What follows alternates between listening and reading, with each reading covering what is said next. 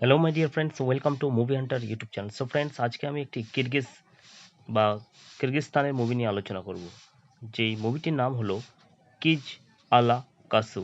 অর্থাৎ এই কিরগিজ ভাষায় এর যদি বাংলা করি তাহলে সেটি হচ্ছে কন্যা অপহরণ।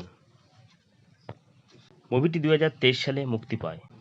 চলচ্চিত্রটি কেন্দ্রীয় চরিত্রে রয়েছে উমদ, 19 বছর বয়সী একজন নার্স, যিনি বিশকেক শহরে উপকণ্ঠে তার পরিবার সহ বসবাস করেন।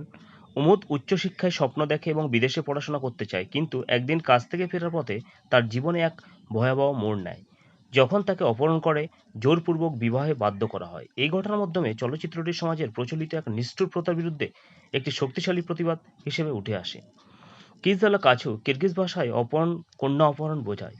এই প্রথা যদিও আইনত নিষিদ্ধ, এখনও কিরগিজস্তানে প্রচলিত। বিশেষ করে গ্রামীণ অঞ্চলে অনেক সময় অপহৃত নারীদের পরিবার ও সমাজের চাপের মুখে পড়ে বিবাহে সম্মতি দিতে বাধ্য করা হয়। এই প্রথা নারীদের স্বাধীনতা ও অধিকার হরণের একটি প্রতীক হয়ে দাঁড়িয়েছে। পরিচালক মিরলান আন্দিকালিকভ এই চলচ্চিত্রের মাধ্যমে কিরগিজ সমাজের নারীদের অবস্থান এবং ঐতিহ্য বনাম আধুনিক মূল্যবোধের সংঘাত তুলে ধরেছেন। চলচ্চিত্রটির বিভিন্ন আন্তর্জাতিক চলচ্চিত্র উৎসবে প্রদর্শিত হয়েছে এবং প্রশংসিত হয়েছে। এটি একটি হৃদয় বিদারক কাহিনী যা সমাজের অন্ধকার দিকগুলোকে উন্মোচন করে। উমদ একটি কিরগিজ গ্রামের এক স্বপ্নময় তরুণী, বয়স মাত্র 19 বছর। সদ্য নার্স হিসেবে প্রশিক্ষিত শেষ করে রাজধানী বিশকেকে চাকরি পেয়েছে। তার চোখে রয়েছে হাজারো স্বপ্ন: বিদেশে গিয়ে উচ্চশিক্ষা গ্রহণ, নিজের পরিচয়ে বড় কিছু হয়ে ওঠা, পরিবারের দারিদ্র্য থেকে মুক্ত করা। তার মা বাবা তাকে নিয়ে গর্বিত, যদিও গ্রামের মানুষ তার স্বাধীন মনোভাবকে ভালো চোখে দেখে না। উমদ ছোটবেলা থেকে সমাজের গোঁড়ামি ও কুসংস্কারের বিরুদ্ধে। সে জানে এই সমাজের মেয়েরা নিজস্ব পছন্দ অপছন্দ নিয়ে চললে তাদের পথ অনেক কঠিন হয়। তবুও সে সাহস রাখে, প্রতিবাদ করে, কারণ সে বিশ্বাস করে মেয়েরাও মানুষ, স্বাধীনভাবে বাঁচার অধিকার তাদেরও আছে। একদিন সন্ধ্যায় হাসপাতাল থেকে ফেরার পথে হঠাৎই একটি গাড়ি উমতের সামনে এসে দাঁড়ায়। সে কিছু বুঝে ওঠার আগে দুজন লোক তাকে জোর করে গাড়িতে তুলে নিয়ে যায়। চোখ চোখে কাপড় বেঁধে অজানা এক গ্রামে নিয়ে যাওয়া হয় তাকে। চোখ খুলে দেখে সে একটি অচেনা ঘরে। গ্রামের পরিবেশ, চারদিকে উৎসবের আমেজ, যেন বিয়ে হচ্ছে, অথচ সেই বিয়ের কোণে সে নিজেই। কিছুক্ষণের মধ্যে এক বৃদ্ধা এসে জানায়, তোমার কপালে আজ থেকে নতুন জীবন, তুমি আমাদের বউ হয়ে এসেছো। উমদ হতবাক। সে চিৎকার করে, কান্নাকাটি করে, কিন্তু কেউ শোনে না। তার সামনে হাজির হয় সারবেক, এক যুবক যাকে সে কখনো চেনেই না। পছন্দ তো দূরের কথা, সারবেককে তাকে জানায়, এটাই আমাদের রীতি। আমি তোমাকে ভালোবাসি, তাই তোমাকে তুলে এনেছি। উমদ রেগে উঠে, ভালোবাসা মানে কি জোর করে তুলে নিয়ে আসা? আমি কি তোমার পুতুল? কিন্তু গ্রামবাসীরা একত্র হয়ে তাকে বোঝাতে থাকে, এভাবে এখানে বিয়ে হয়। তুমি সম্মান রক্ষা করো, না মানলে তোমার পরিবারের সম্মান যাবে, তোমার ভবিষ্যৎ ধ্বংস হবে।